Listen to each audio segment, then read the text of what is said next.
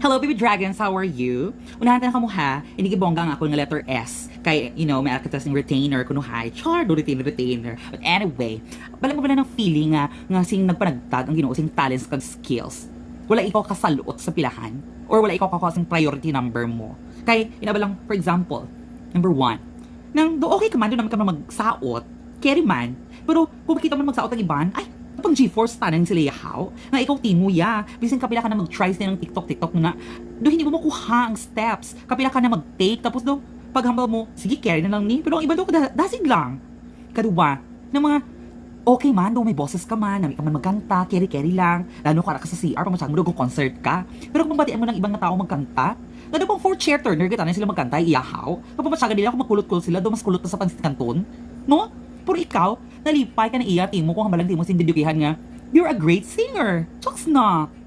Katatlo, na mga tao nga daw may gift gid sa ilang kamot, daw pamasyado nung artistic gid sa iya, di ba? Nang tipo ba ang mga schools representative sila ya kung mag-poster making contest, chuchu and so on. Kaya kung mag-mix sila ng tinta, daw artistic sa ila. Pero kung ikaw timo mag-ubra sila, hiko.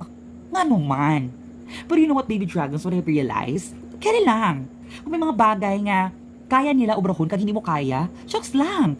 It's all about self-reliance. It's all about faith in oneself, contentment, or ang ginatawag natin nga charisma.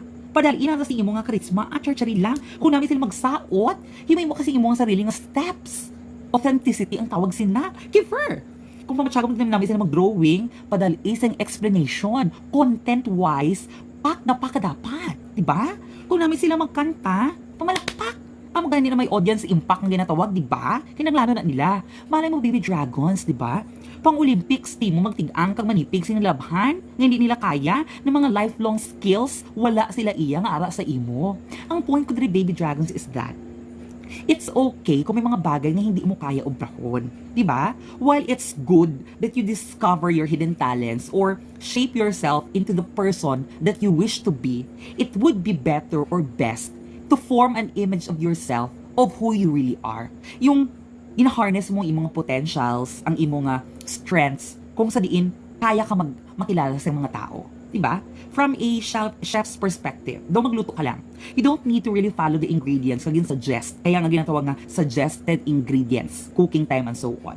From a chef's perspective, pwede ka abi daw magdugang, pwede ka magbuhin, or pwede ka mag-imusing alternative. Diba? Na magiging swak sa panlasa sa magtilaw sang imo nga ginluto. Kapara sing imo talent, swak lang gid sa mga tao nga maka-appreciate sa imo. Diba? And with that, ma-realize mga okay lang, gifted sila, blessed sila because they have talents like that. Pero also, ang worth mo sa sarili mo, you need to galvanize also your own worth as a person. Amo lang na, baby dragons ha? Bye!